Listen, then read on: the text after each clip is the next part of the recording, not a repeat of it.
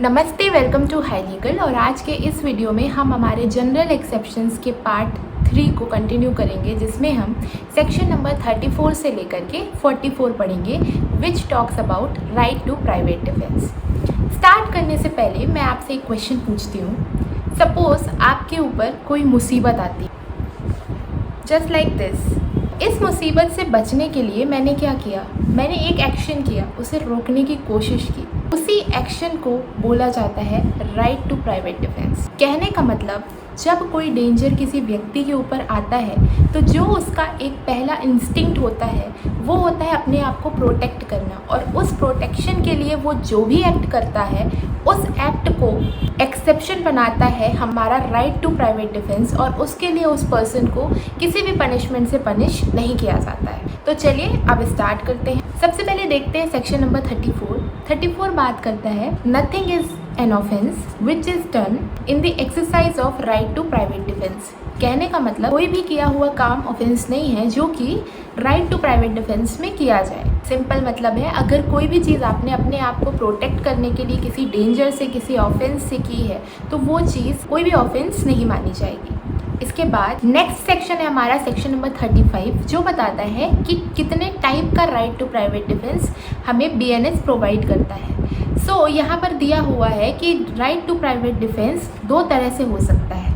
Number 1, पहला right of private defence against body, and second right to private defence against property. Body में भी दो types के हैं। नंबर 1, आप अपनी खुद की बॉडी को प्रोटेक्ट करते हैं, your own body and the body of any other person. आप किसी दूसरे व्यक्ति को प्रोटेक्ट करने के लिए भी right to private defence use कर सकते हैं।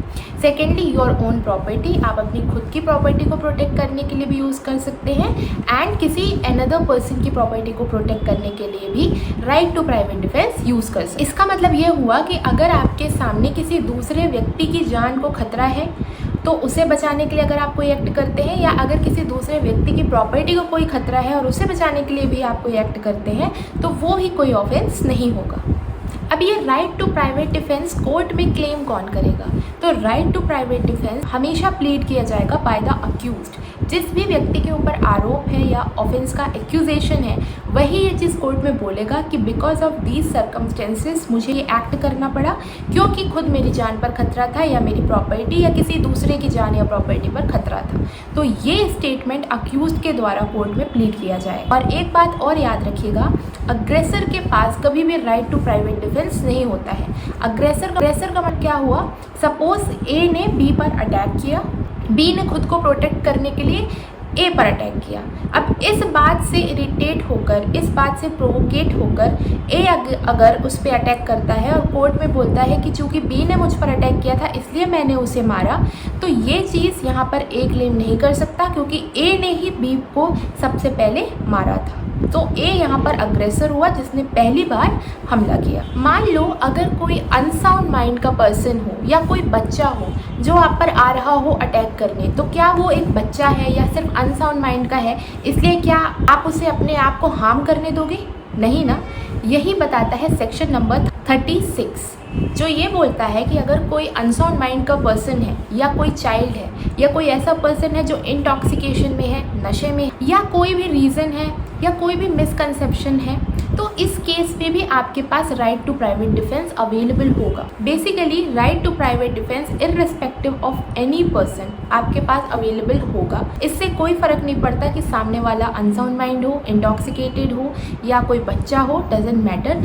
You have all the right to protect your body और प्रॉपर्टी और सम अदर्स पर्सन बॉडी और प्रॉपर्टी। तो क्या इसका मतलब ये हुआ कि हमेशा ही राइट टू प्राइवेट डिफेंस होगा इन एवरी सिचुएशन?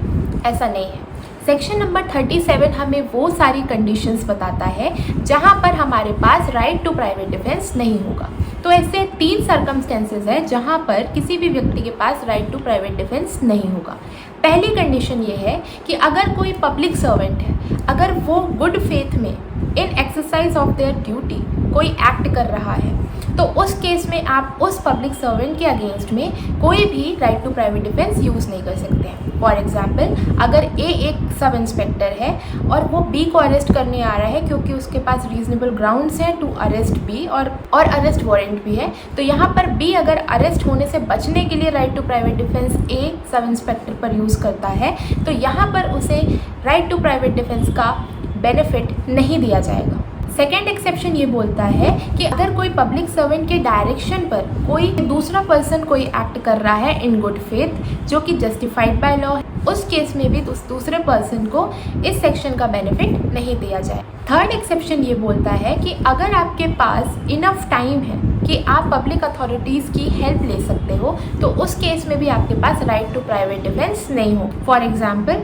अगर आप किसी चौराहे पर खड़े हो और वहाँ पर आपके साथ अटेम्प्ट टू थेफ्ट हो रहा है और वहीं सामने पुलिस ऑफिसर खड़ा हुआ है, तो आप अपने आप को खुद बचाने के बजाय पुलिस ऑफिसर को डायरेक्ट कॉल कर सकते हो और उस पर्सन को बता सकते हो कि इस पर्सन ने मेरा कोई सामान चोरी करने की कोशिश की। नेक्स्ट पॉइंट समझने से पहले एक एग्जाम्पल लेते हैं।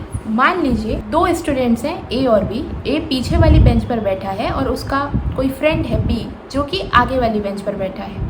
ए ने बी की शर्ट पर पेन से कुछ ड्रॉ कर दिया या उसे मान लीजिए पेन चुभो दिया।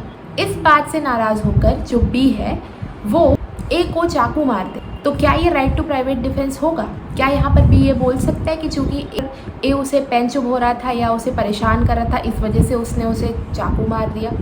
तो ऐसा जस्टिफाइड नहीं होगा, क्योंकि यहाँ जितने एक्सटेंट में ए ने फोर्स यूज़ किया, बी का एक्सटेंट अपने आप को बचाने के लिए बहुत ज़्यादा। तो यही बोलता है सेक्शन नंबर 37 का सबसेक्शन 2 कि अगर आपको right to private defence exercise करना है तो आप केवल उतना ही फोर्स यूज़ करोगे जितना उस ऑफेंस को या उस एक्ट को रोकने के लिए नेसेसरी हो। उससे ज़्यादा फोर्स का यूज़ आप नहीं कर सकते। बेसिकली अगर आपको किसी ने चांटा मारा है तो आप तलवार से उसका गला नहीं काट सकते हैं। आप सिर्फ अपने आप को प्रोटेक्ट करने के लिए उतना फोर्स यूज़ करेंगे जितना नेसेसरी होगा। एक्सप्लेनेशन 1 और 2 ये बोलता है कि अगर आपको पता ही नहीं है कि सामने वाला पर्सन पब्लिक सर्वेंट है या कोई ऐसा पर्सन है जो कि पब्लिक सर्वेंट के डायरेक्शन पर एक्ट कर रहा है गुड फेथ में, तो उस केस में आपका right to private defence available रहेगा। Basically right to private defence आप तब नहीं ले सकते जब आपको ये पता हो कि पब्लिक सर्वेंट है या पब्लिक सर्वेंट के डायरेक्शन पर एक्ट करने वाला व्यक्ति है जो वो पर्टिकुलर एक्ट कर रहा है। अगर आपको ये पता ही नहीं है तो आपका right to private defence unaffected रहेगा। अब आते हैं सेक्शन नंबर 38 पे। 38 हमें ये बताता है कि कौन सी ऐसी सिचुएशंस होंगी जब हम ऑफेंडर की डेथ भी कॉज कर सकते हैं ड्यूरिंग एक्सरसाइजिंग और right to private defence. So there are 7 conditions, 7 ऐसी कंडीशंस हैं जिसमें हम सामने वाले पर्सन की डेथ भी कॉज कर सकते हैं। नंबर 1 एप्रीहेंशन टू डेथ हो, number 2 apprehension to grievous hurt, number 3 rape, number 4 intention of gratifying unnatural lust, number 5 kidnapping और एब्डक्शन, नंबर 6 रॉन्गफुल कन्फाइनमेंट का एप्रीहेंशन हो एंड नंबर 7 एसिड अटैक का खतरा हो। तो इन सभी 7 कंडीशंस में विक्टिम के पास ये राइट रहेगा कि वो राइट टू प्राइवेट डिफेंस के दौरान अगर उस पर्सन की डेथ भी कॉज करनी पड़े तो वो कर सकता है। सेक्शन 39-38 का कोरोलरी सेक्शन है जो ये बोलता है कि अगर 37 की 7 कंडीशंस के अलावा कोई और खतरा है, कोई और डेंजर है which is related to body, तो आप उस पर्सन की सिर्फ डेथ कॉज नहीं कर सकते, उसके अलावा आप अपने आप को प्रोटेक्ट करने के लिए कोई भी एक्ट, कोई भी हार्म उस ऑफेंडर को कमिट कर सकते हैं, but you can not cause the death of the offender. के साथ में सेक्शन नंबर 40 ये बताता है कि right to private defence start कब होगा और एंड कब होगा। तो वो स्टार्ट वहाँ से होगा जहाँ से एप्रीहेंशन ऑफ डेंजर स्टार्ट होता है, वो कंटिन्यू तब तक रहेगा जब तक कि वो एप्रीहेंशन ऑफ डेंजर कंटिन्यू रहता है, एंड नहीं हो जाता। इसके बाद आते हैं सेक्शन नंबर 41 पर जो बात कर when the right of private defence of property extends to causing death. इसमें हम वो सिचुएशंस देखेंगे जहाँ पर प्रॉपर्टी को सेफगार्ड करने के लिए आप ऑफेंडर की डेथ कॉज कर सकते हैं। तो इसकी 4 सिचुएशंस हैं। Number 1 robbery, number 2 house breaking after sunset and before sunrise, Number 3, mischief by fire or any explosive substance. And number 4, theft, mischief or house trespass which cause apprehension of death or grievous hurt. तो अगर ये 4 situations रहती हैं तो आप सामने वाले person की डेथ भी कॉज कर सकते हैं। सेक्शन नंबर 40 to 41 का कोरोलरी है अगेन, जो ये बोलता है कि अगर ये 4 सिचुएशंस नहीं हैं तो आप ऑफेंडर की डेथ कॉज नहीं कर सकते, लेकिन आप कोई भी दूसरा एक्ट कर सकते हो अपनी प्रॉपर्टी या किसी दूसरे की प्रॉपर्टी को सेफ गार्ड करते समय। इसके बाद आता है सेक्शन नंबर 43, जो बताता है कि right to private defence property के केस में कब से स्टार्ट होगा, कब से एंड होगा। तो ये थोड़ा सा डिफरेंट है थेफ्ट के केस में। थेफ्ट के केस में 3 कंडीशंस रहेंगी जब आपका right to private defence continue रहेगा। नंबर 1, जब तक कि ऑफेंडर आपकी प्रॉपर्टी को लेकर के चला ना जाए।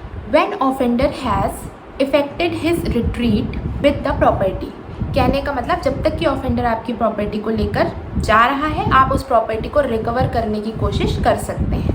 नंबर 2, जब तक कि आपको असिस्टेंस ऑफ पब्लिक अथॉरिटीज़ ना मिल जाए। और नंबर 3, जब तक कि आपकी प्रॉपर्टी रिकवर ना हो जाए, तो तब तक आपका right to private defence theft के केस में कंटिन्यू रहेगा। इसके अलावा अगर बात करें रॉबरी की, तो जब तक threat of instant death continue है तब तक आपका राइट टू प्राइवेट डिफेंस भी कंटिन्यू रहेगा।